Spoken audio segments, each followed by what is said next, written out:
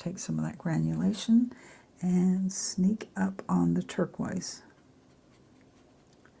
See what it does. So this is just turquoise with almost pure pigment.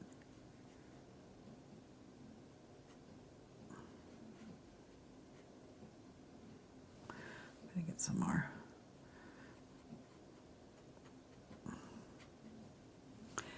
Now, I'm going to take a bit of that.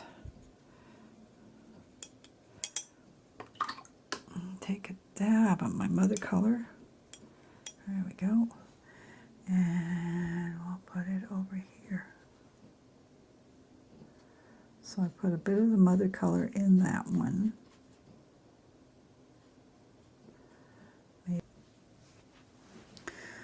Well, this is very grainy.